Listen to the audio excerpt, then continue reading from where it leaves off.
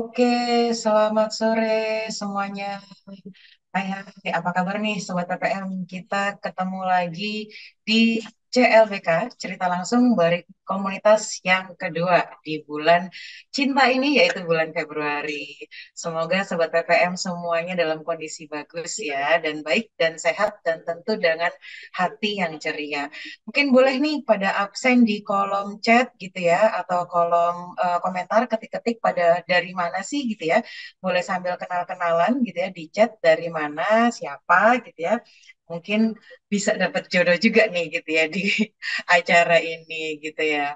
Oke, perkenalkan nama saya Rahma Isya, saya biasa dipanggil dengan Ica. Saya di sini selaku manajer komunikasi korporat dari PPM Manajemen yang pada sore hari ini akan memandu jalannya kegiatan CLBK di sore hari ini. Nah, mudah-mudahan teman-teman PPM Community ini gitu ya masih seger gitu ya karena ini hari Jumat. Biasanya sih kalau hari Jumat pada seger ya karena udah mau weekend gitu. Oke, nah Sobat PPM mungkin yang pertama kali gabung atau baru dengar nih gitu ya, sebenarnya CLBK ini apa sih gitu ya. Mungkin kita familiarnya CLBK ini cerita lama atau cinta lama belum kelar gitu ya. Tapi bukan gitu ya, bahwa CLBK ini merupakan wadah untuk sesama member dari PPM Community. Nah, Sobat PPM, siapa nih yang belum tergabung di PPM Community Telegram kita? Nanti silahkan join ya. Karena CLBK ini adalah wadah untuk berbagi ilmu, berbagi pengetahuan berdasarkan pengalaman dan juga kompetensi yang dimiliki oleh Sobat PPM semua. Jadi, bisa dibilang bahwa CLBK ini adalah forum dari kita untuk kita dalam menambah hazana ilmu pengetahuan. Nah, di acara ini Sobat PPM jangan khawatir. Sobat PPM itu semuanya bisa menjadi narasumber dari CLBK. Karena ingat ya, tadi kan konsepnya ini forum dari kita dan untuk kita, maka untuk menjadi narasumber bisa banget kalau dari Sobat PPM semua, gitu ya. Jadi nanti Sobat PPM tinggal hubungin gitu ya, admin yang ada di Telegram gitu ya. Kemudian bisa menginformasikan bahwa ingin menjadi narasumber. Nah, topik bahasannya nanti sesuai dengan bidang dan kompetensi dari Sobat PPM gitu ya. Jadi selain bisa mendapatkan kepuasan tersendiri karena sudah berbagi ilmu gitu ya, dan acara ini juga bisa menjadi portofolio nih gitu ya bagi Sobat PPM karena nanti yang menjadi narasumber akan kita terbitkan e-sertifikat juga nih. Nah, plus ada apresiasi juga buat Sobat PPM yang menjadi narasumber di program CLBK ini. Nah, CLBK ini terselenggaranya 1 bulan sekali nih, Sobat PPM. Jadi, tunggu apa lagi? Silakan hubungi admin yang ada di grup dan silakan diinformasikan bahwa ingin menjadi narasumber CLBK. Ditunggu ya, Sobat PPM. Oke, nah hari ini atau sore hari ini kita mau ngebahas apa nih gitu ya? Topiknya sangat menarik banget dan pasti relate banget nih gitu ya sama Sobat PPM karena topiknya terkait dengan money gitu ya. Time is money gitu ya. Jadi topik hari ini adalah kebebasan finansial, strategi untuk karyawan, mengelola keuangan atau mengelola uang dan tetap fokus pada produktivitas. Wah, sangat menarik sekali nih gitu ya. Gimana sih caranya mengelola keuangan gitu ya? Apakah supaya bisa lebih kaya gitu ya dan sebagainya gitu ya. Kita akan simak bahasannya lebih lanjut. Nah, mungkin sebelum kita masuk ke sesi obrolan terkait dengan topik gitu ya, mungkin bagi yang belum pernah tahu nih terkait dengan PPM Manajemen, saya mau memperkenalkan sama PPM Manajemen dulu ya. Jadi kami ini adalah lembaga manajemen pertama di Indonesia gitu ya. Jadi kami sudah sangat punya pengalaman yang banyak sekali dan PPM ini ada 6 layanan nih, Sobat PPM. Ada program pengembangan eksekutif, ada program pelatihan sertifikasi, ada pembelajaran Inggris, ada riset dan konsultasi, ada asesmen SDM, dan ada sekolah tinggi manajemen. Jadi kami ini lengkap banget gitu ya, dari end to end-nya ada nih layanannya. Jadi kami adalah solusi manajemen terintegrasi. Jadi jangan lupa kalau Sobat PPM butuh layanan-layanan berikut nanti bisa menghubungi gitu ya di customer care kami gitu ya, bisa lewat website ataupun dari medsos-medsos kami yang ada di layar begitu ya. Oke, baik. Nah, perkenalan sudah. Sekarang mungkin sebelum kita masuk sesi gitu ya, supaya nggak kaku, mungkin habis ada yang pusing karena meeting gitu ya, kita having fun dulu nih gitu ya, Sobat PPM. Oke, kita akan ada suatu games. Gamesnya ini tebak kata gitu ya. Mungkin agak pusing sedikit, tapi it's okay karena nanti yang bisa menebak kata-katanya ini akan mendapatkan hadiah dari kami. Jadi lumayan ya hiburan, lumayan kalau buat ngopi-ngopi atau buat malam mingguan nih besok gitu ya. Oke, kita mainkan untuk gamesnya terlebih dahulu. Oke, wah banyak sekali nih ya. Sobat PPM ada yang dari Cilegon, wah ada yang dari Samarinda, oke, ada yang dari Porto Sumatera Utara. Siap. Oke, kita mulai nih gitu ya Sobat PPM. Ini adalah teka-teki singit namanya ya Sobat PPM. Oke, kita mulai. eh, jadi aturan mainnya ini nanti Sobat PPM akan diberikan suatu pertanyaan dan akan ada hint jawabannya gitu ya. Nanti silahkan untuk menebak jawabannya apa gitu ya. Yang nanti bisa menebak itu raise hand terlebih dahulu ya Sobat PPM. Jadi silakan raise hand terlebih dahulu. Nanti yang raise hand pertama itu saya akan persilahkan untuk menjawab. Kalau nggak bisa jawab, kita akan lempar ke raise hand yang berikutnya. Begitu ya. Jadi aturan mainnya Sobat PPM harus raise hand terlebih dahulu, gitu ya. Oke, baik kita mulai. Pertanyaan yang pertama. Jembatan yang menghubungkan Surabaya dan Madura. Ada beberapa kata dan sudah ada hint terkait dengan kata-katanya. Ada yang bisa silakan raise hand. Suramadu. Raise hand. Suramadu. Vina. Suramadu, Kak. Raise hand. Suramadu. Suramadu, Kak. Aku udah Suramadu. resen dari tadi. Yang pertama, Vina. Intan.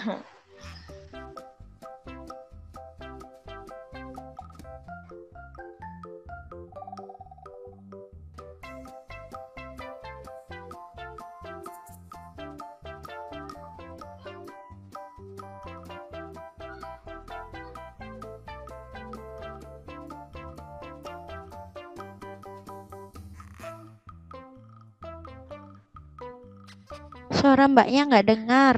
Oke, tadi itu pertanyaan pemanasan ya, itu contoh ya, itu contoh. Nanti silahkan raise hand dulu, baru unmute, nanti saya persilahkan, gitu ya. Jadi itu jawabannya adalah bukan Suramadu, tapi sudah ada, gitu ya.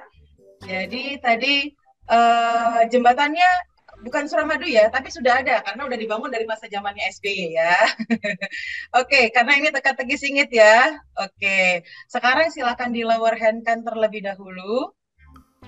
Jadi pertanyaan contoh dan sekarang kita masuk ke pertanyaan berikutnya. Nanti yang menang akan kita berikan hadiah. Oke, di bawah hand dulu ya.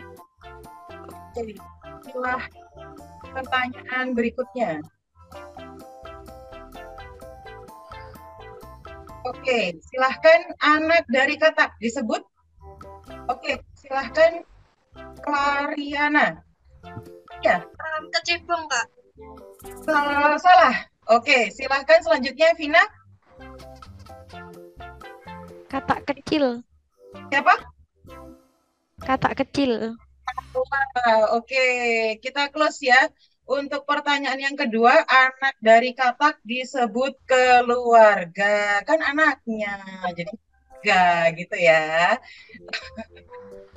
Oke, jangan marah nih Sobat TPM, namanya juga teka-teki sedikit gitu ya. Oke, kita lower hand dulu, kemudian kita ke pertanyaan selanjutnya. Buah yang dipotong-potong, diulek, dicampur gula Jawa dan cabai jadinya apa ya? Nah, kata terakhirnya ada Kak tuh, silakan. Klaria lagi nih, Klararia. Cak, Kak. Salah, rujak salah. Yoga, Eka. Rusak. Rusak, bener. Kan udah dipotong, diulek gitu ya. Jadinya rusak deh buahnya gitu ya. Oke, kita lower hand dulu lagi semuanya. Kemudian kita akan masuk ke pertanyaan berikutnya. Beli lampu biasanya di... Oke, Clara Ria, ini cepet banget nih. Dicoba, Kak. Dicoba benar. Kalau nggak dicoba nanti rusak nggak boleh diganti gitu ya. Oke, sekarang lower hand dulu semuanya. Silakan untuk yang berikutnya. Plat nomor kendaraan A berasal dari Yoga, silakan. Asalnya. Dari mana? Asalnya. Dari mana? Salah.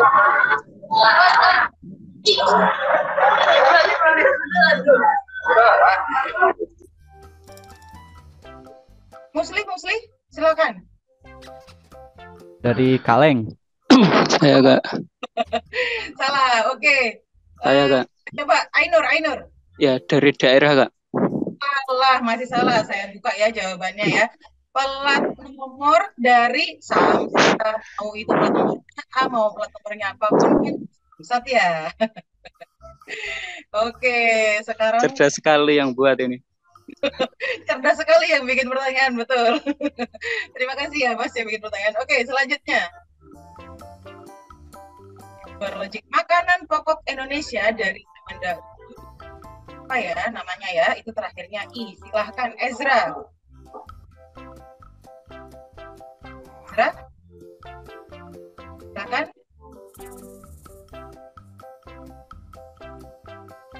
Basi, Kak. Apa? Basi. Bener, wah Ezra berarti logiknya main nih. Tadi ada yang bilang di luar logik, berarti Ezra logiknya di luar ini. Pasti betul karena udah lama gitu ya. Oke, kita lower hand dulu. Selanjutnya, makan dianjurkan pakai tangan. Makan dianjurkan pakai tangan. Ada yang bisa jawab? Oke, Clara lagi. Benar. Bener, betul. Kalau makan pakai kaki gimana gitu ya? Agak sulit tuh gitu ya. Oke, kita turunkan lagi, lower hand lagi ke pertanyaan selanjutnya. Nasi yang enak buat sarapan biasanya nasi. Wah, pada suka sarapan apa nih? Wah, Clara sigap sekali. Silakan, Clara. Matang nggak? Mateng betul. Kalau masih keras susah ya. Jadi harus mateng dulu baru bisa enak nih makannya. Oke, kita lower hand dulu dan ini pertanyaan yang terakhir. Siap-siap gitu ya Sobat PPM semuanya. Di akuarium ada ikan 10 mati. Di akuarium ada ikan mati. Di akuarium ada ikan 10 mati, 2 tinggal. Gimana sih? Di akuarium ada ikan 10 mati. Mati 2. Tinggal berapa nih? Ezra, silakan.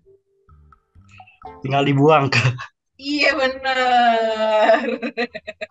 Oh, Antonius dikubur ya betul jangan dibuang berarti ya. Oke, terima kasih nih Sobat PPM untuk antusias dan partisipasinya. Nah, moga-mogahan sih kuis singkat tadi gitu ya, itu bisa paling nggak menghibur Sobat PPM yang mungkin sudah pusing, mungkin habis ngerjain tesis atau habis meeting dimarahin bos gitu ya. Tadi harapannya bisa lebih fresh gitu ya. Nanti yang menang banyak nanti silahkan ditunggu gitu ya, kita akan umumkan di akhir acara. Nah, udah lemes nih gitu ya, udah cair, udah fresh gitu ya. Pada ngakak semua gitu ya, di luar Nurul, nggak habis Fikri gitu ya. Oke, nah kalau gitu kita langsung aja nih gitu ya masuk kepada inti acaranya. Kita akan obrolkan seputar kebebasan finansial gitu ya, strategi untuk karyawan mengelola uang gitu ya, dan tetap fokus pada produktivitas. Nah untuk itu di sini sudah ada narasumber kita yang keren banget gitu ya dari Gaji Gesa yaitu Ibu Astari Rosmalia. Selamat sore Mbak Astari. Halo, selamat sore. Tadi berhasil nebak atau enggak nih? Ada beberapa yang berhasil nebak, yang lainnya memang di luar Nurul ya. Di luar Nurul, oke. Kalau sekarang sih ada cewek-cewek The Nurul sih ya, Mbak. Iya. Oke, baik. Nah, mungkin sebelum kita masuk sesinya, saya akan persilahkan Mbak, panggilannya nih Mbak Tari gitu ya, Sobat PPM. Silahkan Mbak Tari untuk memperkenalkan diri terlebih dahulu nih gitu ya. Kalau sekarang kan sebagai FVP Marketing gitu ya dari Gaji Gesa, mungkin bisa diceritakan dulu secara singkat pengalamannya di Gaji Gesa dan mungkin bisa dijelaskan juga nih Gaji Gesa itu apa sih gitu ya. Untuk Mbak Astari, saya persilahkan waktu dan layarnya. Oke, terima kasih. Mungkin boleh dibantu share screen-nya juga? Oke. Nah, perkenalkan dulu tadi udah diterima kasih Mbak Ica, nama saya Astari tapi biasa dipanggil Tari. Sekarang saya bekerja di Gaji Gesa sebagai FVP Marketing. Mungkin boleh di next. Jadi saya sendiri sebetulnya di Gaji Gesa itu baru tahun kemarin gitu, tapi kita apa namanya di Gaji Gesa ini sedang apa namanya sedang semangat-semangatnya ini untuk mengajak karyawan untuk bisa merasakan financial wellness. Nanti aku jelasin juga financial wellness itu seperti apa. Dan saya sendiri bekerja sebagai di bidang marketing itu sendiri udah lebih dari 14 tahun ya. Jadi bisa dihitung mungkin umurnya sudah tidak muda lagi, tapi mudah-mudahan masih terlihat lebih muda. Oke, boleh dibantu di next. Ya, jadi mungkin ada yang bertanya apa itu gaji gesa. Ada yang udah pernah dengar gaji gesa sebelumnya? Jadi kalau gaji gesa ini adalah perusahaan yang kami menyediakan employee benefit berupa akses gaji fleksibel bagi karyawan. Jadi kalau misalnya kayak sekarang nih mungkin teman-teman sobat PPM ya, hanya manggilnya sobat PPM ada yang gajiannya tanggal 25, tanggal 30, ada yang mungkin tanggal 1, ada yang tanggal 1. Jadi kalau yang tanggal 1 sekarang udah ini ya, udah masa-masa ini ya, udah masa-masa kritis ya. Tapi yang di akhir bulan mungkin saatnya udah kayak, waduh ini saatnya sebentar lagi gajian gitu, semangat. Nah, Kayaknya jadi nggak ada tanggal kritis ya Mbak, setiap hari gajian ya. Amin. Nah, ya di Gaji Gesa itu bisa gajian setiap hari gitu. Jadi kita Oh, hmm. memberikan akses karyawan. Jadi kan sebetulnya kalau gaji itu kan dihitung apa berdasarkan hari kerja ya. Jadi ini di Gaji Gesa kita menghitung karyawan yang bermitra dengan Gaji Gesa akan memiliki benefit berupa kebebasan mengakses gaji mereka lebih awal dari tanggal gajian dan dihitungnya prorate gitu. Jadi kayak misalnya sudah bekerja 10 hari nih kayak setiap harinya ya misalnya sebulannya gajinya berapa terus kemudian dibagikan ya dalam hari kerjanya berapa terus misalnya sudah 10 hari sudah di tanggal 10 kira-kira misalnya 2 juta gajinya itu bisa ditarik dan bukan cuma bisa ditarik ke rekening pribadi bisa juga untuk membayar tagihan telepon kemudian membayar listrik dan segala macam bahkan ada juga fitur investasi di Gaji Gesa. Dan ini bukan pinjaman online ya, karena memang dari gaji yang kita hasilkan gitu. Jadi memang memang dari hasil kerja kerasnya kita, cuman dari gaji kita memberikan lebih awal aja aksesnya gitu. Jadi teman-teman nggak usah takut terjebak pinjol karena ini bukan pinjol. Boleh dibantu di next?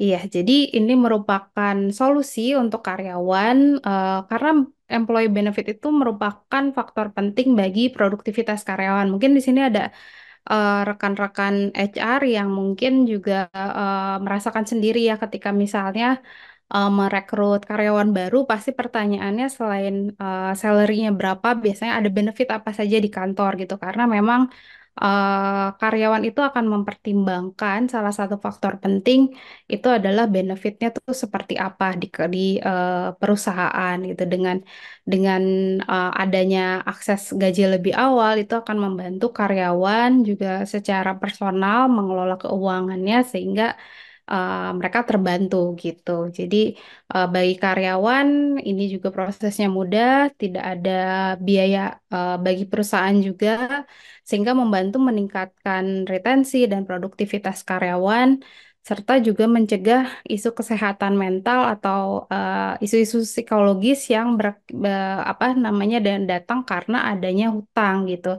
Jadi mungkin teman-teman di sini ada yang pernah merasakan waktu awal-awal pinjol ada gitu. Saya dulu pernah ngerasain, jadi ada teman saya, bahkan bukan teman ya waktu itu, cuman kayak sekedar vendor kantor, tapi dia punya nomor saya di phone booknya, terus dia berhutang ke pinjol, terus saya yang ditagih gitu. Padahal saya cuma tahu namanya aja, saya nggak kenal sama sekali. Itu kan jadi bikin kita stres. Terus ternyata pas saya ngobrol sama vendornya di karyawan yang lain, oh sekantor juga jadinya heboh gara-gara itu gitu. Jadi dengan adanya solusi earn wage access, kita nyebutnya earn wage access ini membantu menghindari pinjol tersebut gitu. Boleh di next? Iya, jadi ini manfaatnya earn wage access bagi karyawan dari karyawan yang bergabung dengan Gaji Gesa itu dia memiliki kemampuan menabung sebesar 60%, tabungannya jadi meningkat, terus kemudian 86%-nya itu menjadi lebih percaya diri menghadapi kebutuhan darurat dan mengurangi stres karena ya biasalah masalah finansial itu ketika kita mungkin waktu kecil kan masalah atau ketika kita muda ya mungkin masalah utamanya adalah masalah percintaan, masalah nilai. Waktu kita dewasa masalah utamanya pasti kebanyakan di finansial gitu. Nah, dengan mengurangi stres finansial itu juga membantu mengurangi stres secara keseluruhan bagi karyawan gitu. Boleh di next? Ya, jadi kalau Gaji Gesa sendiri sudah bekerja sama dengan lebih dari 300 perusahaan. Ada beberapa yang mungkin di sini sudah pernah mendengar namanya juga. Boleh di next? Jadi kalau misalnya di sini ada teman-teman HR atau mungkin juga teman-teman karyawan lain yang kayaknya butuh nih buat diajuin ke HR-nya atau diajuin ke finance team-nya atau ke manajemennya, boleh nanti ada form yang diisi, nanti kita akan bantu follow up. Boleh di next? Ya, jadi nanti akan mendapatkan akses Gaji Gesa, terus kemudian kita juga ada hadiah menarik bagi yang mendaftar melalui, nanti boleh dibantu dari tim Gaji Gesa juga, linknya untuk dimasukkan, eh dan apa, ya di sini ada linknya juga, nanti boleh di kolom komentar juga ya dimasukkan. Nanti kita akan berikan akses juga ke aplikasi Gaji Gesanya, jadi bisa langsung mau nabung emas, mau apa itu nanti sekalian kita kasih top up poinnya, jadi bisa sekalian bisa langsung nabung emas ataupun mengalokasikan belajar, mengalokasikan gajinya itu seperti apa gitu. Itu sih mungkin perkenalan tentang Gaji Gesa. Oke, mantap nih gitu ya. Jadi Sobat PPM, gajian setiap hari udah bukan impian lagi nih, bisa pakai gaji gesa gitu ya. Jadi bagi yang pengen gajian setiap hari gitu ya, mungkin bisa urge ke financial teamnya atau ke HR teamnya untuk bisa pakai gaji gesa gitu ya. Berarti ya Mbak Stari ya. Betul. Oke, nah Sobat PPM kita masuk nih ke topik pembicaraan gitu ya. Di pada sesi diskusi kali ini nanti nggak ada sesi khusus untuk tanya jawab di akhir gitu ya Sobat PPM. Nanti bagi Sobat PPM yang ingin bertanya atau ingin berdiskusi secara langsung bisa klik gitu ya pertanyaannya di chat box gitu ya.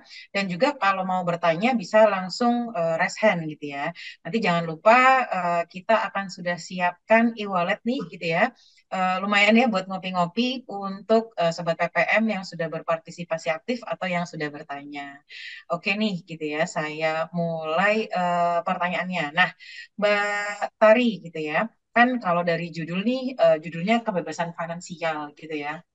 Nah, sebenarnya apa sih Mbak yang dimaksud dengan kebebasan finansial ini gitu ya? Yang mungkin sering banget nih gitu ya yang didengung-dengungkan financial freedom gitu ya. Apakah itu hanya punyanya Raffi Ahmad gitu ya yang bisa bebas secara finansial? Apakah cuma anaknya presiden gitu ya yang bisa gitu ya? Atau gimana nih Mbak gitu ya? Jadi sebenarnya apa dan itu tuh bagaimana gitu ya? Iya, oke.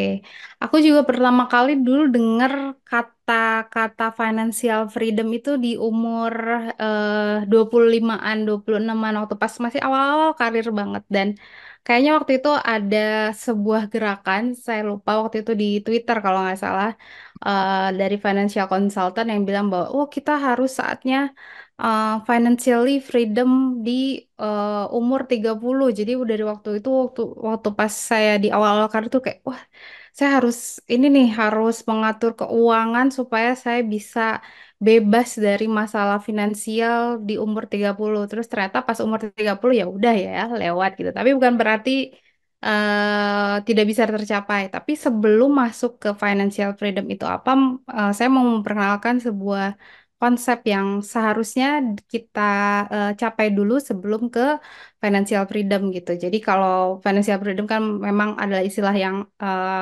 lebih populer, tapi sebetulnya yang seharusnya rakyat biasa seperti kita aiming pertama kali itu adalah financial wellness atau kesejahteraan finansial, yaitu sebuah kondisi di mana seseorang dapat sepenuhnya memenuhi kewajiban keuangannya saat ini, dapat merasa aman dengan masa depan keuangannya, dan membuat pilihan yang memberikan kesenangan hidup atau apa namanya, kalau istilahnya Marie Kondo, spark joys gitu ya, memberikan sebuah pleasure, joy, dan comfort, sebuah kondisi di mana seseorang dapat memenuhi kewajiban keuangan, merasa aman, dan memberikan ketenangan hidup gitu.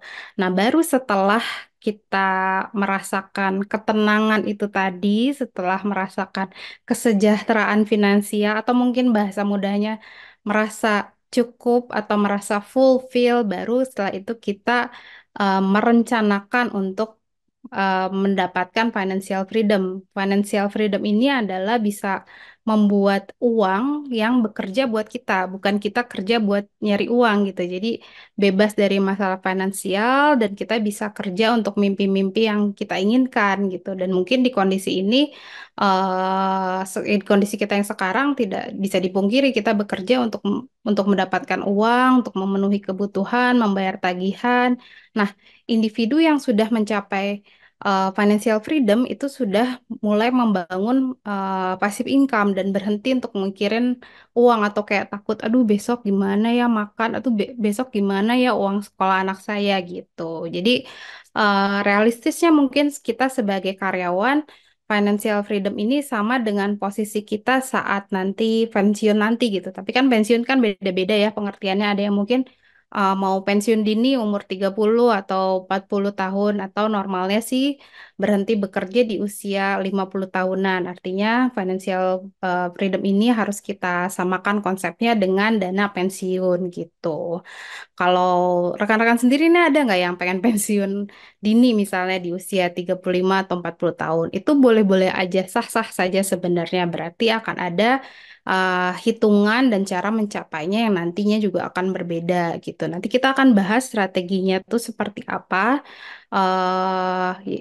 apa yang harus di-achieve, baru deh nanti kita bikin goalsnya di umur berapa, mau mulai financial freedomnya seperti apa, dan ngerjain mimpi-mimpinya itu seperti apa. Misalnya tadi mau pensiun dini supaya bisa bisa misalnya kayak siapa bos Microsoft yang terkenal Bill Gates gitu. Misalnya dia sekarang kan mendedikasikan hidupnya untuk filantropi gitu ya, atau Jack Ma yang apa mendirikan Alibaba yang sekarang katanya konon katanya sekarang dia menjadi petani gitu, hidup santai, baca buku. Nah, itu yang dinamakan financial freedom. Gitu sih. Oke, jadi eh, sebelum ke financial freedom, bicaranya wellness dulu gitu ya, Mbak Tari ya. Jadi gimana Betul. kewajiban keuangan, setelah itu bisa memilih gitu ya untuk kesenangan hidup gitu ya, sehingga lebih tenang, nggak nggak benar-benar memikirkan, nggak istilahnya dalam kondisi terhimpit gitu ya, tapi sudah lebih tenang karena semuanya sudah lebih tertata gitu ya, atau sudah ada nih gitu ya, uangnya gitu ya, Mbak Tari ya. Dan kalau Betul. bicara untuk bisa mencapai ke situ tentu ada strateginya gitu. Tadi Mbak Tari udah sampaikan bahwa pasti ada strategi-strateginya gitu ya. Nah, kira-kira bagaimana sih Mbak Tari untuk mengelola hal tersebut dengan baik supaya bisa tercapai tuh gitu ya, financial freedom, atau mungkin wellness dulu baru ke si financial freedomnya tadi. Oke, oke. Nah, mungkin saran pertama adalah teman-teman mulai tentuin dulu nih tujuan finansial yang realistis. Nah, ini kan biasanya tujuan finansial itu ada yang dalam short term, ada yang long term. Misalnya dalam waktu 5 tahun, apa yang pengen dicapai? Apakah misalnya udah mencicil rumah atau mulai punya mobil baru, atau misalnya sekarang dalam kondisi mencicil rumah tapi pengen mempercepat cicilan rumahnya selesai gitu dalam waktu 2 tahun gitu. Nah, yang pasti punya tujuan seperti ini yang nantinya kamu akan lebih termotivasi dan fokus untuk meraih kebebasan finansial itu tadi gitu. Nah, tujuan yang realistisnya itu tuh seperti apa sih? Kan tadi kan kita set dulu nih, karena masing-masing orang pasti punya tujuan finansial yang beda-beda ya. Misalnya ada yang untuk short termnya dulu deh buat biaya nikah gitu, atau misalnya untuk long termnya saya mau apa namanya punya punya rumah pensiun di desa misalnya kayak gitu. Tapi yang kita yang realistis dulu aja nih yang sekiranya bisa dicapai. Nah, menetapkan tujuan yang realistis dan terukur itu ini sebenarnya membantu kita supaya tetap fokus dan termotivasi. Nah, cara ngelakuinnya ini ada yang dinamakan kita pakai metode namanya SMART. SMART ini dasarnya adalah singkatan dari spesifik, measurable, attainable, dan realistik serta timely. Metode ini bisa dimanfaatkan kalau teman-teman sobat PPM lagi mencari keuntungan dalam jangka pendek atau menyusun tujuan keuangan jangka panjang gitu. Jadi yang pertama itu kan tadi istilahnya SMART nih ya. S yang pertama itu adalah spesifik. Jadi perlu memperjelas tujuan finansial. Nah, langkah ini tuh penting banget, terutama kalau kamu punya ambisi besar, kayak misalnya keinginan untuk beli rumah, tanpa rincian bagaimana dan kapan impian itu bisa tercapai, rencananya tuh kan pasti jadi longgar gitu. Nah, yang kedua adalah measurable. Measurable ini adalah kira-kira bisa terukur, bisa diukur gitu. Misalnya kamu pengen menghemat 20 juta dalam setahun. Nah, berarti setiap bulan harus menyisihkan berapakah gitu. Misalnya dalam waktu tertentu harus harus target bulanannya itu seperti apa gitu. Dan yang berikutnya A itu adalah attainable dan R atau realistis. Ini kemudian kita harus bercermin kembali ya ke menyusun tujuan keuangan itu tuh harus benar-benar realistis dan sesuai dengan kondisi finansial kita masing-masing, karena pasti akan berbeda nih. Misalnya kayak kayak saya kemarin tujuan finansial saya setelah menikah adalah memiliki rumah sendiri gitu ya. Setelah itu baru nanti misalnya menabung untuk tabungan haji gitu misalnya, atau kemudian menabung untuk tabungan masa depan anak gitu. Nah, tujuan-tujuan seperti itu balik lagi apakah itu realistis apa enggak gitu. Jangan sampai kayak misalnya kita pengen punya rumah, misalnya kita karyawan biasa gitu ya. Tapi kita pengen punya rumah di Pondok Indah. Ya bisa-bisa aja sebetulnya, tapi apakah itu realistis atau enggak? Apakah itu bisa dicapai dalam jangka waktu yang ditentukan apa tidak gitu. Nah, yang terakhir tadi dari singkatan tadi adalah T atau timely. Jadi kita punya ukuran waktunya tuh kapan gitu. Nah, itu jadi kita mulai dari tujuannya dulu ya sebelum mana-mana. Terus dari tujuannya itu kemudian baru kita akan menetapkan strateginya lagi gitu. Nah, tapi sebelumnya udah cukup clear belum nggak ini Oke, Beca? clear, clear, clear sih Mbak gitu ya. Jadi memang harus menetapkan tujuan yang realistis dulu nih gitu ya. Hmm. Yang terukur paling enggak gitu ya. Boleh sih mimpi di punya rumah di Pondok Indah, tapi berarti effortnya juga harus sebesar mimpinya gitu ya Mbak Tari ya. Betul. Effortnya harus sebesar mimpinya gitu ya. Nah, ini sudah ada pertanyaan nih Mbak, menarik menurut saya. Apa namanya tadi ada pertanyaan tadi kan sebenarnya ditetapkan tujuan dulu nih tujuan yang realistik seperti apa gitu ya. eh Bentar, mana tadi pertanyaannya? Tadi ada pertanyaan sebenarnya financial freedom itu apakah dicapainya betternya sebelum nikah atau sesudah nikah nih gitu ya. Saya sih kalau pernah dengar Pak Tom Lembong katanya nikah dulu aja gitu ya. Nanti sukses di raih bersama-sama sama pasangan gitu ya. Ini gimana nih Mbak Astari? Apakah financial freedom itu harus dicapai di usia tertentu atau di tahapan tertentu atau bagaimana? Oke.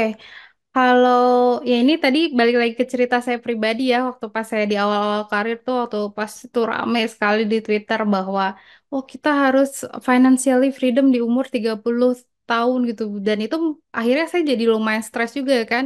Saya mengikuti beberapa pelatihan finansial juga, terus kayak wah ada cerita yang usianya 28 tahun sudah punya rumah, sudah punya aset segini, segini, segini. Terus kemudian kayak jadi Sure ya Mbak, jadinya. iya, jadi insecure terus jadi kayak kok saya masih gini-gini aja gitu. Terus setelah umur 30 tahun ya udahlah gitu. Ternyata balik lagi kan tadi kita harus mengukur dari kemampuan diri kita itu sendiri seperti apa gitu. Eh, Kalau saya pribadi sebetulnya apa mungkin yang bisa dijadikan patokan adalah kalau saya sekarang pribadi buat saya financial freedom mungkin di atas 45 ya. Kalau dulu dulu kemarin kan saya mau 30 atau terus kemudian 40 nih udah mendekati 40 nih.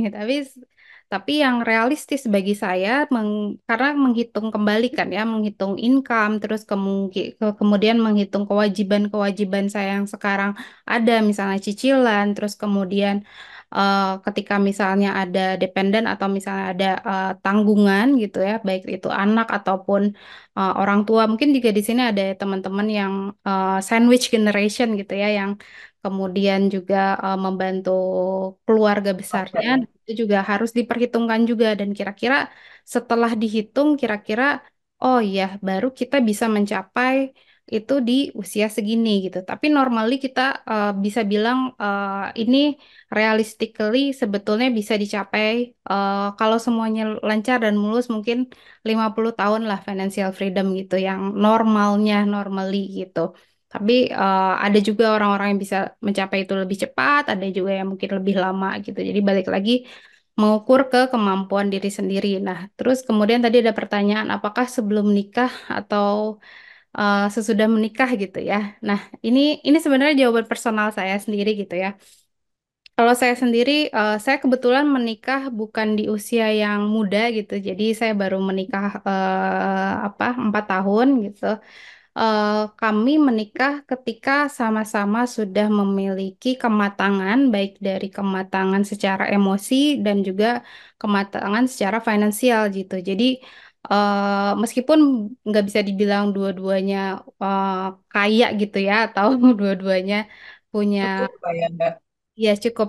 Jadi setidaknya kita tidak saling menggantungkan diri dan kemudian menjadikan beban gitu. Karena kan menikah kan tujuannya adalah untuk menyatukan goal sama-sama nih gitu. Jadi kalau saya pribadi, yang penting ketika mau menikah itu sudah ada modal yang bisa digunakan bersama gitu. Dan ini personal buat saya menentukan keuangan setelah menikah itu juga adalah keputusan bersama-sama gitu. Jadi contohnya misalnya suami saya mau beli motor, kami beli rumah, itu tuh kita meeting dulu gitu. Jadi kalau Oh, gitu dulu. ya betul. Rakor bulanan gitu ya Mbak. Betul, betul, betul. Jadi kalau kan kita biasa ya mungkin di kantor untuk bikin catatan keuangan, laporan bulanan, laporan tahunan. Nah, saran saya itu juga mulai dilakukan juga di rumah tangga gitu. Jadi kita sama-sama tahu, sama-sama jujur, sama-sama kita punya tujuan yang sama gitu dalam keuangan gitu. Ya, sepakat sih Mbak. Transparansi finansial dalam rumah tangga juga penting gitu ya. Tadi pencatatan dan sebagainya. Jadi dalam aspek kehidupan harusnya itu juga dicatat gitu ya, bukan cuma secara perusahaan gitu ya. Dan tadi kalau menikah financial freedom-nya berarti keputusannya berdua gitu ya. Jadi tinggal dipilih nih gitu ya, mau mau nabung dulu sampai sampai lama gitu, serealistisnya seperti apa atau nanti setelah nikah gitu ya. Oke, terima kasih ya tadi untuk pertanyaannya. Sekarang saya mungkin lanjut. Nah, kalau tadi bicara mengenai pengaturan keuangan, kan punya tujuan dulu gitu ya. Dari tujuan tersebut kan bisa jadi kita akan semakin terarah nih Mbak, gitu ya. Terarah bahwa, oh yang ini nggak sesuai nih sama tujuan finansial saya. Oh yang ini sesuai sama tujuan finansial saya. Gitu kan ya Mbak, sebenarnya apa namanya manfaat dari punya tujuan gitu. Tapi kan kadang-kadang ini ya Mbak, kita tuh punya godaan juga nih gitu ya untuk belanja gitu ya. Nah ini juga nyambung sama pertanyaannya Rizka dari Malang gitu ya. Sekarang kan juga ada tren frugal living gitu ya. Nah apakah frugal living itu juga bisa jadi apa ya way of bagaimana kita bisa mencapai si financial freedom gitu Mbak? Oke, oke, oke, oke.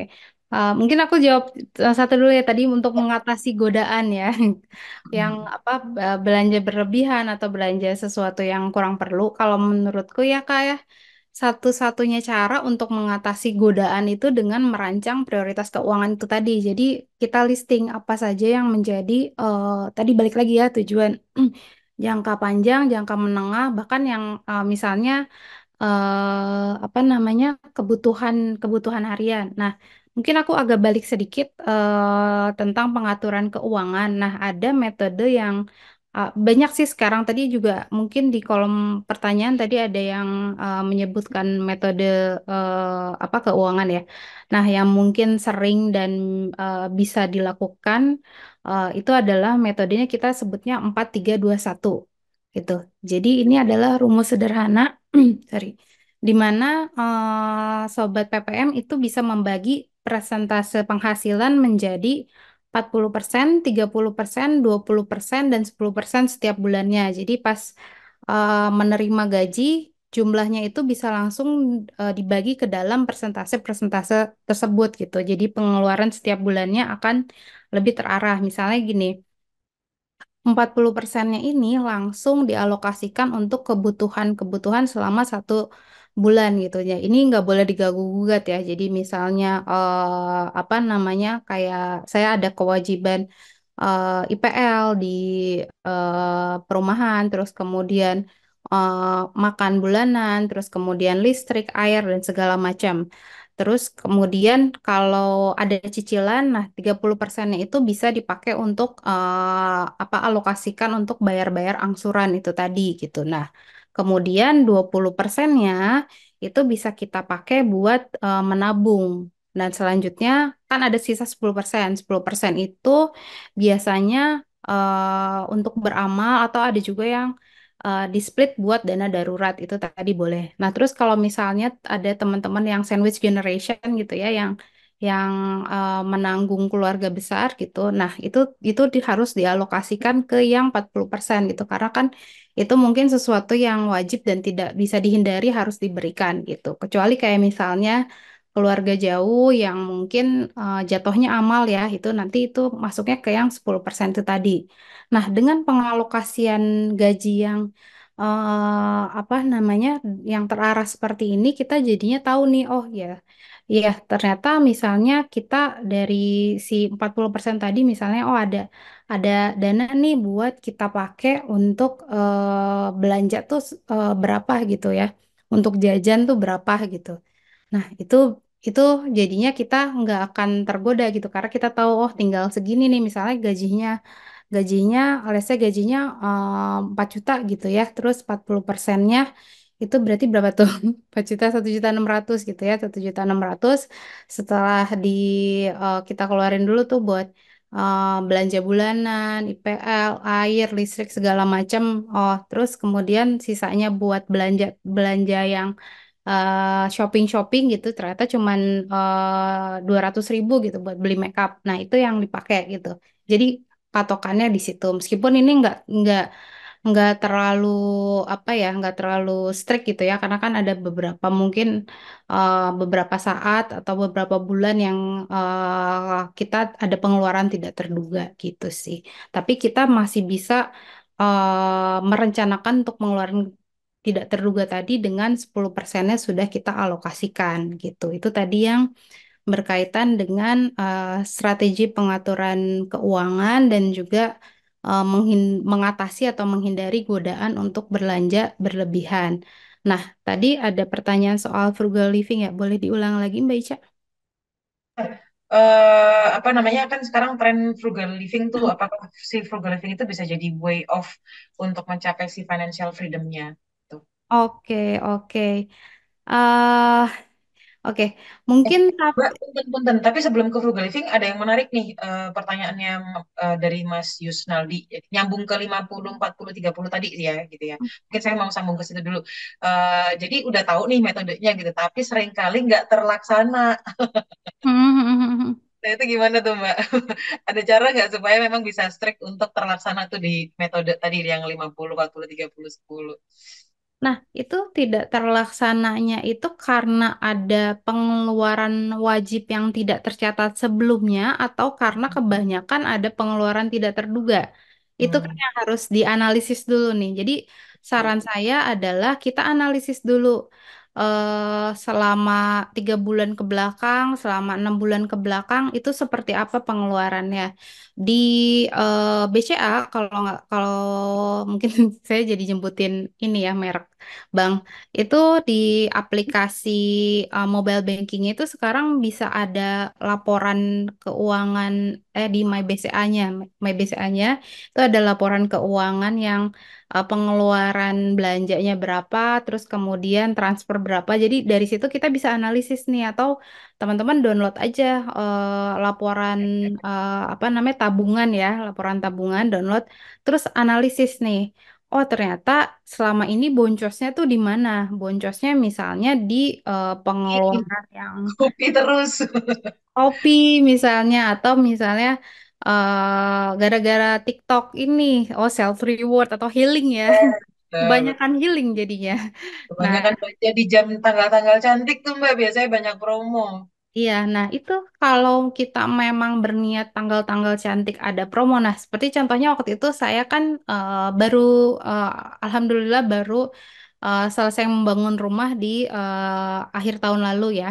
Nah, yang jadi PR utamanya adalah mengisi rumahnya. Nah, saya udah rencanain dulu kayak misalnya, oke kita yang penting dulu nih ruang tempat tidur dulu yang diisi, terus dapur dulu, ruang tamu dulu gitu ya. Jadi pelan-pelan dulu. Nah, terus saya tahu nih, pasti di akhir tahun itu akan ada promo besar-besaran. Jadi saya udah mengalokasikan dana dan saya udah bahkan udah tahu juga nih merek yang mau saya beli itu apa dan kira-kira dia harga normalnya segini, kira-kira kalau dia diskon tuh jadi berapa gitu. Dan yang itulah yang saya beli pada akhirnya gitu. Jadi benar-benar harus kita rencanakan dulu gitu dari awal tujuannya tadi gitu dan pelan-pelan ya. Jadi ketika kita punya keinginan, kita tuh nggak mesti harus selalu kayak wah semuanya harus terlaksana gitu ya. Jadi kayak misalnya udah beli rumah kayak harus langsung jadi cantik, jadi estetik gitu ya, jadi tempat staycation gitu. Nggak mesti kayak gitu. Jadi kita Pelan ya Mbak. pelan-pelan dulu, isi-isinya dulu gitu. Tapi tadi ketika misalnya ngerasa bahwa menjaga konsistensi itu susah, ya udah kita analisis dulu nih, ya, kenapa selalu boncos setiap bulannya, kenapa selalu nggak bisa konsisten setiap bulannya. Oh berarti memang apa namanya kewajibannya yang memang harus misalnya memang selama ini yang kita anggap sebagai belanja tambahan ternyata itu yang menjadi beban gitu, itu yang harus dikurangi atau ternyata misalnya kita harus ngasih ke orang tua gitu yang kemudian itu nggak diperhitungkan sebelumnya ternyata misalnya karena bulan pertama orang tua sakit jadi harus ngasih terus ke bulan kedua misalnya orang tua apa namanya kulkasnya rusak gitu jadi harus bantu beli atau seperti itu nah itu kita perhitungkan nah itu yang nantinya kita masukkan ke dana darurat 10%-nya gitu. Jadi kita sudah punya persiapan, itulah yang nantinya akan kita pakai gitu. Oke, oke. Setuju sih Mbak, paling enggak kita analisis dan mengevaluasi ya diri kita sendiri tuh gitu ya. Ada nggak sih pengeluaran-pengeluaran yang sebenarnya mungkin nggak diperluin gitu ya? Ada nggak sih pengeluaran-pengeluaran yang sifatnya mungkin impulsif gitu ya? Kalau cewek-cewek ini biasanya beli karena oh lucu beli gitu ya. Mungkin nggak kerasa, tapi ternyata pas dianalisis, dilihat-lihat lagi, wih ternyata 1 bulan bisa mencapai sekian nih gitu ya untuk hal-hal yang kita beli hanya bersifat lucu gitu ya Mbak ya. Betul, betul. Oke, oke, oke. Sip, sip. Nah, mungkin tadi mungkin frugal living kalau saya sempat dengar kan sebenarnya konsepnya frugal living kan lebih ke mindfulness ya Mbak gitu ya, lebih ke menyadari apa saja yang kita belanjakan gitu ya. Jadi Hmm, sobat PPM di sini nggak perlu khawatir kalau artinya kalau financial freedom itu berarti nggak punya cicilan gitu ya. Atau misalnya nggak ada apa ya beban keuangan gitu ya. Tetap pasti ada cicilan dan beban keuangan Mbak, tapi terukur gitu ya. Betul ya Mbak Tari? betul, betul, betul. Tadi beban cicilan tadi itu yang di 30%-nya. Jadi sudah kita alokasikan untuk cicilan. Dan biasanya bank pun juga akan apa namanya akan menerima cicilan kita itu biasanya memang dari 30% dari gajinya. Combine combine income sih biasanya gitu. Nah, soal frugal living, sebenarnya konsep yang sekarang beredar di masyarakat itu kadang suka misleading ya. Jadi karena banyak yang bilang frugal living tuh oh, berarti ya udah nggak usah nggak usah nggak usah misalnya nggak usah jalan-jalan, nggak usah punya kesenangan gitu, nggak usah punya hobi ya, segala macam gitu ya. Udah kita makan Indomie setiap hari gitu kan, nggak gitu juga gitu. Nah, frugal living itu balik lagi adalah bagaimana cara kita untuk bisa apa namanya melakukan penghematan dan juga pengeluaran yang terukur dan alokasi gaji yang terukur dan terarah itu tadi gitu. Konsepnya ya konsepnya ngirit sama pelit kan beda ya. Jadi Ya. dan Apalagi ke diri sendiri jangan pelit lah ya kita yang udah kerja keras gitu ya Mbak Tari ya. betul, betul. Ini ada satu pengalaman menarik. Jadi memang saya sendiri apa namanya? Saya sendiri sempat konsultasi dengan financial consultant gitu. Jadi saya punya independent financial consultant ketika saya merencanakan apa tujuan keuangan finansial saya seperti membeli rumah, terus kemudian sampai sampai ke 10 tahun ke depan gitu. Saya punya financial consultant lah ya. Nah, dia itu bilang ketika yang pertama dilakukan adalah assessment dulu kan, assessment keuangan kesehatan finansial saya dulu. Terus kemudian dia bilang ini cukup frugal ya. Padahal kalau menurut saya nggak frugal-frugal banget gitu. Tapi eh, kan kalau konsepnya frugal tuh kan kayak itu tadi ya, kayak ngirit makan Indomie setiap hari. Tapi yang saya lakukan adalah memilih sesuatu yang sesuai dengan fungsinya.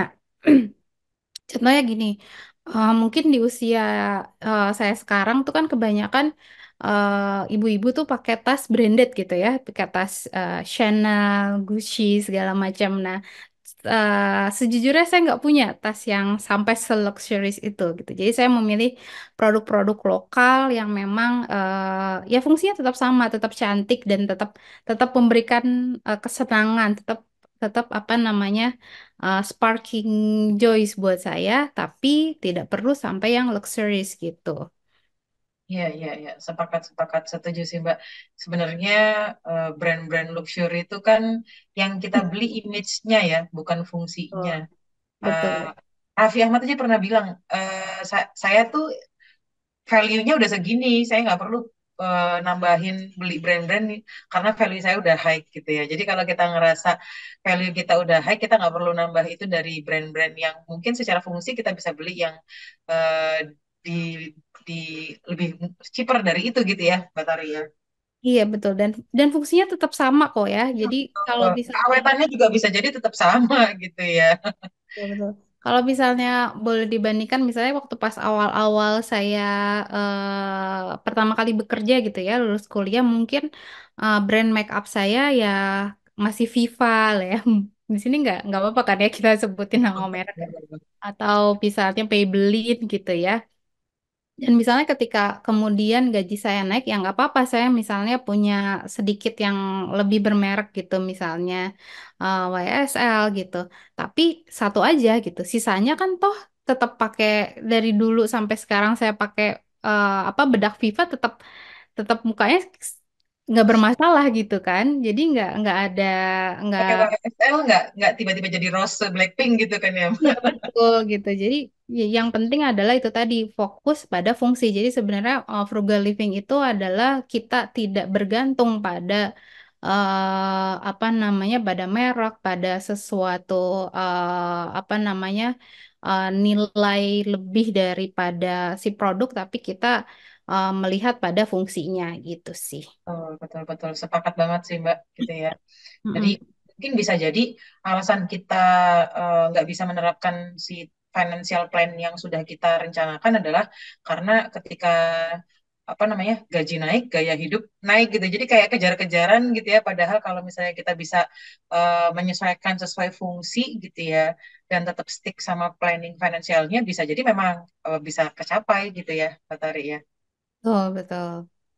Oke, nah ini mungkin satu pertanyaan lagi yang terakhir nih sayangnya gitu ya dari Mia Rista gitu ya.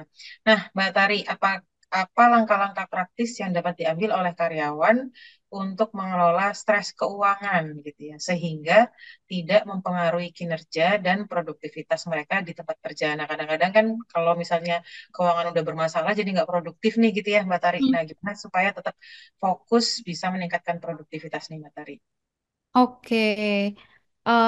Nah, pada dasarnya kan ada satu hal yang teman-teman wajib ingat bahwa kesehatan mental itu memiliki korelasi erat dengan kondisi finansial kita gitu ya. Dengan kata lain, satu sama lain itu bisa mempengaruhi dan menghadirkan dampak yang besar bagi kehidupan apa namanya bagi kehidupan kita bahkan bagi bagi karyawan pun juga jadinya ketika kita stres di keuangannya kita stres terus kemudian apa itu bisa mempengaruhi produktivitas itu betul. Nah, sebenarnya kalau saya sederhanakan semakin sehat kondisi finansial karyawan, semakin baik pula tingkat produktivitas di tempat kerja gitu. Jadi karena kita bisa lebih lepas untuk menunjukkan performa terbaik tanpa merasakan beban stres finansial gitu.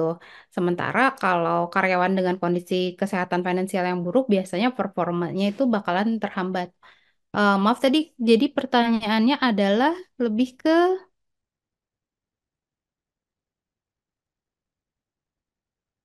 Bagaimana supaya nggak stres nih terkait dengan keuangan supaya tetap fokus eh, oh. mencapai kinerja dan produktif. Gitu. Oke, oke, oke. Nah, kalau eh, kita balik lagi tadi ya, ketika kita udah punya perencanaan yang matang, kita punya perencanaan yang realistis, terukur, terus kemudian ada time-nya. Yang teman-teman masih ingat adalah yang paling susah adalah sebenarnya memanage ekspektasinya gitu. Jadi kayak kita eh, pengennya kayak di umur 30 gitu kan. Yang biasanya suka menjadi stres itu adalah ketika kita punya ekspektasi yang tinggi terhadap diri kita sendiri gitu. Atau misalnya kita pengen punya tas Chanel seperti teman-teman yang lain gitu ya. Nah, yang perlu diingat adalah kita manage ekspektasi tadi sesuai dengan secara realistis, sesuai dengan tujuan finansial kita, terus kemudian kita alokasikan. Nah, setelah itu ya udah kita jalani aja sesuai dengan alokasi tadi dan kita harus mulai melaksanakannya secara konsisten gitu. Jadi kalau misalnya baru dilakuin sekali terus gagal, ya maksudnya itu belum bisa dikatakan gagal gitu karena baru dilakukan sekali. Konsistensi itu kan terbangun setelah kita apa namanya berulang kali melakukannya gitu. Kedisiplinan itu akan terbangun setelah kita melakukan konsistensi itu tadi. Nah, itu adalah salah satu cara untuk mengurangi stres kita karena kita tahu kita sudah punya rencana gitu.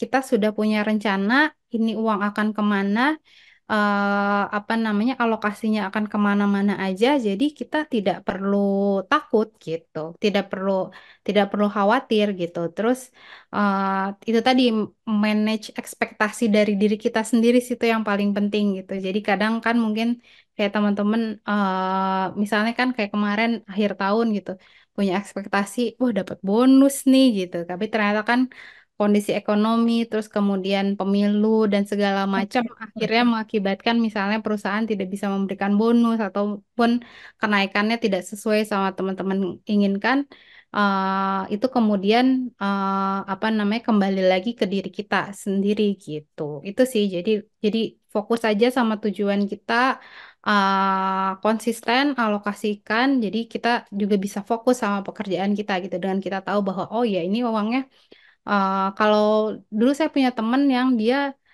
metodenya betul-betul strict gitu ya, lumayan strict. Tapi ini beda-beda ya setiap orang. Kalau saya sendiri juga nggak bisa yang terlalu strict banget gitu, karena nantinya malah jadinya jadi stres banget. Kalau teman saya justru dia harus strict supaya nggak stres gitu kan. Mungkin teman-teman bisa punya cara yang beda-beda. Nah, teman saya itu dia benar-benar mengalokasikan gajinya itu dimasukin ke amplop-amplop yang berbeda. Jadi betulan dalam bentuk fisik itu kecuali tabungan ya karena tabungan udah langsung. Jadi dia punya punya rekening tabungan dan juga punya rekening gaji gitu. Nah, di si apa namanya dia nabung setiap bulan tuh 20% ya. Jadi 20% langsung masuk ke rekening tabungan yang nggak ada ATM-nya gitu. Jadi dia nggak akan bisa ngambil. Betul ya, Mbak. Iya, dulu juga saya punya. Jadi dulu saya alokasinya cuma 10%. Saya beneran nggak punya ATM-nya. ATM-nya tuh ya dipegang lah sama keluarga yang lain. Jadi saya nggak bisa ambil gitu. Nah itu dan dibikin kan bisa dibikin auto ya, auto transfer gitu. Jadi dia otomatis setiap bulan langsung nabung. Nah kalau teman saya itu tuh kemudian sisanya yang uang wajib, kebutuhan wajib itu dimasukin ke amplop. Ini amplop kebutuhan, ini amplop buat bayar listrik, ini untuk bayar untuk beli belanja bulanan, itu untuk self reward gitu. Nah, dengan punya amplop fisik kayak gitu tuh kan kita jadi punya bayangan ya gitu. Jadi dan dia jadinya lebih lebih enak juga gitu dan eh, buat dia itu memanage stresnya tuh dengan cara seperti itu. Kalau saya kan beda lagi gitu.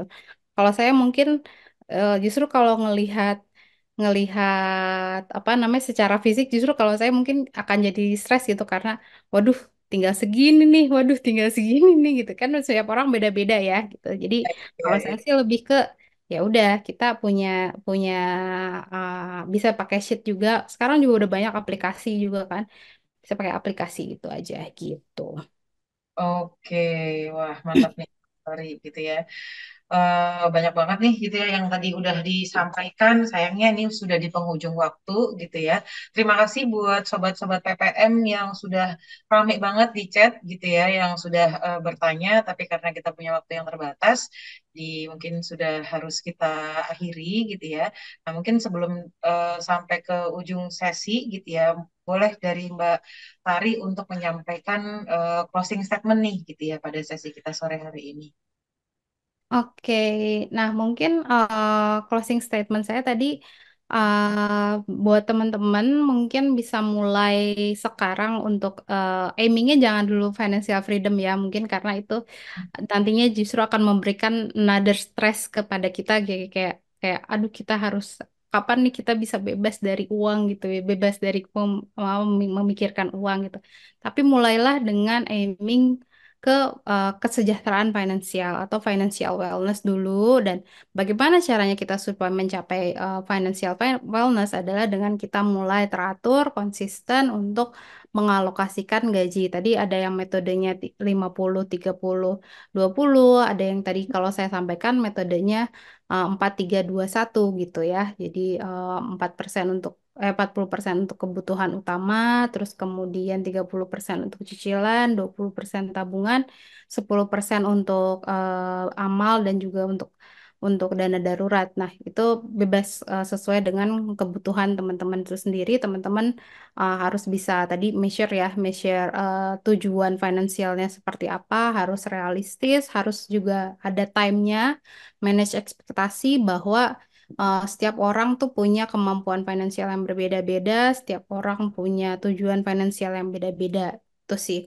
Dan kalau misalnya berkaitan dengan mungkin di sini ada teman-teman yang HR atau teman-teman yang ada di bidang finance, mungkin mau membantu karyawannya untuk eh, bebas dari atau untuk membantu karyawannya untuk mencapai kesejahteraan finansial, yang mungkin bisa bisa memberikan akses atau employee benefit yang lebih baik, yang terutama ada financial education ya seperti yang Gaji Gesa berikan. Jadi ini ada pesan sponsornya juga ya. Jadi kalau misalnya berminat nanti mungkin bisa bisa mengisi link yang diberikan atau mungkin juga bisa nanti apa namanya mengisi di websitenya Gaji Gesa. Gitu sih paling dari saya. Oke, baik. Terima kasih Mbak Tari. Wah, luar biasa sekali. Jadi, Sobat PPM tadi kalau sudah disimpulkan sama Mbak Tari gitu ya, yang penting kita aimingnya ke wellness dulu gitu ya, Mbak. Kesejahteraan dari finansial. Dan itu diterapkannya bahwa kita punya tujuan gitu ya. Tujuan finansialnya seperti apa dan konsisten untuk secara sadar benar-benar fokus kepada tujuan tersebut gitu ya, supaya tercapainya gitu ya. Oke, Mbak Tari gitu ya. Terima kasih banyak untuk waktunya dan ilmunya gitu ya. Nih di chat pada bilang keren gitu ya, daging gitu ya. Kalau bahasanya sekarang udah bilang daging. Terima kasih atas waktu sharing dan ilmu pengetahuannya dari Mbak Tari gitu ya. Nah, semoga apa yang disampaikan tadi gitu ya, tentu bisa membawa manfaat gitu ya, Sobat PPM. Terima kasih pada Bu Astari sekali lagi yang sudah meluangkan waktu, ilmu dan juga pengalamannya. Nah, Sobat PPM, untuk sesi sharing sessionnya kita sudah selesai. Untuk menuju perbaikan gitu ya, kami sediakan juga form feedback atau evaluasi acara. Mohon diisi gitu ya, Sobat PPM, untuk kemajuan program gitu. Nah, bisa diisi di di apa namanya untuk QRIS-nya gitu ya, atau bisa di link yang ada di chat begitu. Nah, sambil Sobat PPM mengisi form evaluasi feedback, begitu, siapa nih yang menunggu pengumuman-pengumuman gitu ya? Kalau tadi saya sudah sempat sampaikan bahwa untuk yang tadi kuis akan diumumkan di akhir dan juga ada e-wallet juga untuk peserta yang sudah aktif dan juga sudah berpartisipasi. Oke, tapi sebelumnya kalau tadi kita bicara mengenai financial wellness gitu ya, tentu kita harus bikin perencanaan dan penyusunan anggaran nih gitu ya. Jadi bagi sobat PPM yang mungkin masih nggak ngerti gimana sih caranya nyusun anggaran, nyusun perencanaan keuangan gitu ya, itu kita ada pelatihannya gitu ya. Topik pembahasannya terkait dengan budgeting gitu ya, bisa dilaksanakan secara in-class training ataupun live virtual training nih gitu ya. Untuk informasi dan registrasinya bisa dihubungi di flyer yang sudah ditampilkan gitu ya. Dan kalau misalnya sobat PPM mau cari gitu ya pelatihan-pelatihan yang lain sangat banyak sekali di sobat PPM di PPM ini sendiri gitu ya. Ada tentang human capital, ada tentang risk and governance gitu ya, ada tentang marketing dan sebagainya. Sobat PPM kalau mau tahu lebih banyak bisa kunjungi di website kami di www.ppm/management.ac.id begitu ya sobat PPM. Oke, yang terakhir mungkin pengumuman nih gitu ya yang ditunggu-tunggu setelah mengisi feedback begitu ya. Oke, siapa saja nih gitu ya. Oke, pemenang games ada Mbak Clara Ria nih gitu ya. Mbak Clara Ria jangan kemana-mana dulu, nanti akan di kontak nih gitu ya melalui chat personal di Zoom ini oleh admin kami. Kemudian pemenang peserta interaktif ada Mbak Rizka, tadi kalau nggak salah dari Malang ya, sama Mbak Mia Rista. Oke, ditunggu dulu gitu ya, jangan buru-buru cabut, nanti akan dihubungi oleh admin kami. Nah, jangan lupa Sobat PPM yang belum nih gitu ya, yang belum join di Telegram PPM Community, bisa join dulu di situ gitu ya. Di situ bisa sharing-sharing ilmu pengetahuan, bisa mendapatkan informasi update PPM terkini gitu ya, atau bisa ngobrol-ngobrol santai selain tentang manajemen deh gitu ya, atau mau janjian gitu ya, eh, mau pergi gitu ya misalnya mau trip-trip boleh juga tuh janjian di situ gitu ya dan tentu saja kita akan tetap terhubung bersama di Telegram PPM Community. Jadi yang belum join bisa join melalui link tersebut dan juga bisa di QR code gitu ya. Oke, Sobat PPM sudah di ujung acara gitu ya. Eh, Alhamdulillah di 17 berapa ini 17.20 gitu ya kita sudah bersama. Sekali lagi saya mengucapkan terima kasih banyak kepada Sobat PPM yang sudah stay sampai akhir gitu ya. Saya Ica dari PPM mengucapkan terima kasih kepada Mbak Astari gitu ya. Dan saya juga pamit undur diri. Terima kasih untuk segala atensinya. Di 2024 ini mari kita siap bertemu bersama raih masa depan gemilang. Sampai jumpa di event-event PPM selanjutnya. Selamat sore. Assalamualaikum warahmatullahi wabarakatuh. Sore. Terima kasih semuanya, Sobat PPM.